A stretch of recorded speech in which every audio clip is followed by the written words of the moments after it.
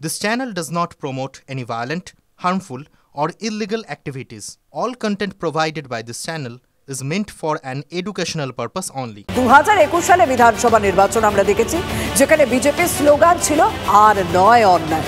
প্রধানমন্ত্রী নরেন্দ্র মোদীও সেই স্লোগান তুলে বিঁধেছিলেন মমতা বন্দ্যোপাধ্যায়ের সরকারকে। 3 বছর পর সেই কথাগুলোই যেন তৃণমূলের স্লোগান হয়ে উঠল। 21-এর মঞ্চ থেকে মমতা বন্দ্যোপাধ্যায়ের নির্দেশ, অন্যায়ের সঙ্গে আপোষ নয়। বলে দিলেন বিত্তবান চাই না, দলে বিবেকবান লোক চাই। মহিলাদের সম্মান দিতে হবে, শৃঙ্খলার পাঠ দিলেন অভিষেক ফেরহাদও। সাম্প্রতিককালে একের পর এক ঘটনায় মুখ পোড়ার পরে কি মুখ রক্ষার চেষ্টায় মরিয়া তৃণমূল? সন্দেশখালী শাহজাহান, চোপড়ার জেসিবি, আরিয়াদহের জয়ন্ত বা সোনারপুরের জামাল, গত কয়েক মাস বারবার সামনে এসেছে তৃণমূলের বাহুবলীদের তাণ্ডব। মহিলাদের ওপর অকথ্য অত্যাচারের ভাইরাল ভিডিও দেখে শিউরে উঠেছে রাজ্যবাসী। লোকসভা বা বিধানসভা উপনির্বাচনের সাফল্যেও যা কাটার মতো বিঁধেছে তৃণমূল নেতৃত্বকে। কতটা তা মালুম পাওয়া গেল 21শে জুলাইয়ের মঞ্চে। রাজধর্ম পালনের কথা বলেও দলের নেতাকর্মীদের সংযত হওয়ার হুঁশিয়ারি দিয়ে রাখলেন তৃণমূল সুপ্রিমো। অন্যায় করলে আপনারা দেখেছেন আমি তৃণমূল কংগ্রেসকেও ছাড়ি না, তৃণমূল কংগ্রেসকেও গ্রেপ্তার করি। অন্যায় করবেন না, অন্যায় সহ্যও করবেন না, এবং পরিষ্কার বলছি মা বোনেদের সম্মান দেবেন। নারী নির্যাতন বাড়লো কেন, ধর্ষণ বাড়লো কেন, গণধর্ষণ হলো কেন? তিনি অপরাধীর শাস্তি দেওয়ার বলে বলেছেন ম্যানেজ করে দাও। শুধু নারী নির্যাতনের অভিযোগ নয়, জয়ন্ত জামালদের চোখ ধাঁধানো বাড়ি গাড়িও যার বর্ণায় বিড়ম্বনা বাড়িয়েছে শাসক দলের। প্রশ্ন উঠেছে, এত টাকার উৎস কি? এই বিষয়টাও যে নেত্রীর নজর এড়ায়নি তার বক্তব্যেই সেটা স্পষ্ট। তৃণমূল কংগ্রেস মানুষের সামাজিক বন্ধু হবে। আমি বিবেকবান চাই, বিত্তবান চাই না। আমি অল মিউনিসিপ্যালিটি, পঞ্চায়েত, এমএলএ, এমপিদের সকলকে বলবো এখন থেকে কোনো অভিযোগ যেন কারো বিরুদ্ধে দল না পায়। যদি কোনো অভিযোগ কারো বিরুদ্ধে পায় আমরা কিন্তু উপযুক্ত অ্যাকশন নেব। আমি চাই আপনারা গরিব থাকুন, মানে যা আছে ঘরে সেটা খেয়ে বেঁচে থাকুন। আমার লোভ করবার দরকার নই। আমরা লোভী হতে চাই না, আমরা মানুষের বন্ধু হতে চাই। বড় বড় গাড়িতে ঘোরার থেকে স্কুটারে ঘোরা ভালো, সাইকেলে ঘোরা ভালো। অর্থাৎ কোথাও গিয়ে রাজনৈতিক মহল বলছে যে মমতা বন্দ্যোপাধ্যায় এটা বুঝেছেন যে মানুষের বড্ড চোখে লাগছে তৃণমূলের কোনো নেতার অসামাজিক কাজকর্মের সঙ্গে জড়িয়ে পড়া বা তাদের হঠাৎ বড়লোক হয়ে যাওয়া। সেই জায়গা থেকেই হয়তো দলকে নতুন করে বাঁধতে চাইছেন, শুদ্ধিকরণ করতে চাইছেন। এরকম মোদিও এবং মমতাও সাধু পুরুষ হওয়ার চেষ্টা করছে। আজকাল সব আশ্রম খোলে না বাবা, সব আসারাম বাপুর মতো আর কি। সি যে প্যাথোলজিক্যাল লায়ার, যা বলেছেন তার মানে ঠিক উল্টোটা করেছেন। আর নিজের তৃণমূলের ওই সমর্থকদেরকে সামনে যারা বসেছে তাদেরকে বোকা বানাচ্ছেন, খুব সহজ করে বললে আমি।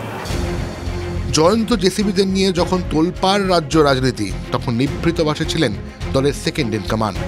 অভিযোগ বা অভিযুক্তদের নিয়ে উচ্চবাচ্য করতে দেখা যায়নি তাকে। 21-এর মঞ্চে সেই অভিষেককে সংযত হওয়ার বার্তা দিতে দেখা গেল। আমাদের কর্মীদের সংযত থাকতে হবে, অযথা কোন রকম কোনো বাগবিতণ্ডায় জড়াবেন না, শৃঙ্খলা পরায়ণ আমাদের হতে হবে। আমি মনে করি তৃণমূলের কর্মীরাই তৃণমূলের শক্তি। দলের কর্মীদের সংযত হওয়ার পাঠ দিতে ছাড়েননি ফিরহাদ হাকিমও। সংযত জীবনযাপন, মানুষের মধ্যে থাকা, একসাথে মানুষকে নিয়ে থাকা, সুন্দর ব্যবহার, এর মধ্যে দিয়েই মানুষের প্রাণ জয়, সেইটা নিশ্চিতভাবে আমরা করব। রাজনৈতিক পণ্ডিতদের একাংশের ব্যাখ্যা, লোকসভা ভোটে বিপুল সাফল্যের পরও তৃণমূল শীর্ষ নেতৃত্ব বুঝতে পেরেছে দলের এক শ্রেণীর কর্মী সমর্থকদের অপকর্ম, জুলুমবাজি বন্ধ করতে না পারলে তার ফল ভালো হবে না। বিধানসভা নির্বাচনের আগে তাই দলের ভাবমূর্তি ফেরাতে 21-এর মঞ্চকেই হাতিয়ার করলেন মমতা অভিষেকরা। হুঁশিয়ারি কতটা কাজ দেয় তা ভবিষ্যৎ বলবে। Bureau report, TV9 Bangla. Lok Sabha ভোটে দক্ষিণবঙ্গে সবুজ সুনামি আছড়ে পড়লেও সেই ঢেউ ফের আটকে যায় উত্তরবঙ্গে। বিপুল জয়ের পরও একটি জেলা নিয়ে ২১-এর মঞ্চে আক্ষেপ তৃণমূল সুপ্রিমো মমতা বন্দ্যোপাধ্যায়। শুধু লোকসভায় নয়, বিগত ভোটেও তৃণমূলের সাফল্যে কাটা হয়ে রয়েছে মালদা। ২১-এর মঞ্চ থেকে ২৬-এর ভোটে মালদার সব আসন দখল করার ডাক মমতা বন্দ্যোপাধ্যায়। ২৪-এর ভোটে ১৯-এর চেয়েও ভালো ফল করেছে তৃণমূল, ছিল ২২, হয়েছে ২৯। কিন্তু উত্তরবঙ্গে যে তিমিরে ছিল প্রায় একই অবস্থায় তৃণমূল। উত্তরবঙ্গে মোট লোকসভা আসন ৮টি। ২০১৪ সালে তৃণমূল পেয়েছিল ৪ আসন। ২০১৯ সালে একটি আসনও পায়নি তৃণমূল। ২০২৪ সালে প্রাপ্তি মাত্র ১। বড় কাটা মালদা। ২০১১-তে সবুজ ঝড় তুলে বাংলায় ক্ষমতায় এলেও মালদায় সেভাবে দাগ কাটতে পারেনি তৃণমূল। ২০১৪ লোকসভা ভোট, ২০১৬ বিধানসভা নির্বাচনেও কার্যত খালি হাতেই ফিরতে হয় রাজ্যের শাসক দলকে। বিরোধী শিবিরে ভাঙন ধরিয়ে একাধিক পঞ্চায়েত এবং পুরসভা দখল করলেও ২০১৯-এর লোকসভা ভোটে মালদায় ফের ধাক্কা খায় তৃণমূল। তবে পরিস্থিতি বদলায় ২০২১-এর বিধানসভা নির্বাচনে। রাজনৈতিক পর্যবেক্ষক মহলের একাংশের ব্যাখ্যা, গত বিধানসভা নির্বাচনে সিএ এনআরসি ইস্যুকে সামনে রেখে প্রচার করে তৃণমূল ডিভিডেন্ড পায় সংখ্যালঘু অধ্যুষিত মালদায়। ১২টি বিধানসভা কেন্দ্রের মধ্যে ৮টিতেই তারা জয় পায়। কিন্তু এর ৩ বছর কাটতে না কাটতেই গত লোকসভা ভোটে ফারাক্কার ওপারে ফের ধাক্কা শাসকের। মালদা উত্তর ফের বিজেপির দখলে যায়, আর মালদা দক্ষিণে কংগ্রেস। পরিসংখ্যান বলছে জেলার ১২টি বিধানসভা আসনের মধ্যে ৬টিতে বিজেপি আর 6টিতে কংগ্রেস লিড পায়। খাতায় কলমে মালদায় ৮ জন বিধায়ক থাকলেও কেন লোকসভা নির্বাচনে একটি আসনেও তৃণমূল লিড পেল না, তা যে তৃণমূল নেতৃত্বকে চিন্তায় রেখেছে খোদ মমতা বন্দ্যোপাধ্যায়ের বক্তব্যেই তা স্পষ্ট। উত্তরবঙ্গে আমাদের রেজাল্ট খারাপ হয়েছে। আমি আশা করি আগামী দিন উত্তরবঙ্গের মানুষ আমাদের সমর্থন দেবেন। মালদায় পার্লামেন্ট ইলেকশনে আমরা জিতিনি। আমি জানি না কেন আপনারা আমাদের ভুল বুঝলেন, হয়তো আমাদেরই দুর্ভাগ্য। একটা সিট কংগ্রেসকে, একটা সিট বিজেপিকে। ওরা কোনোদিন কিছু করেছে আপনাদের জন্য? করবেও না, মনে রাখবেন। কিন্তু তাও ভুল বুঝিনি আমি মনে করি মালদার আমসত্ত্ব ২০২৬-এ আমরা পাবই। ২১-এর মঞ্চ থেকে দলের নেতাকর্মীদের মানুষের দরজায় দরজায় যাওয়ার বার্তা তৃণমূল সুপ্রিমো। যেখানে আমরা জিতিনি সেখানে মানুষের ঘরে ঘরে গিয়ে বলবেন আমাদের ক্ষমা করবেন।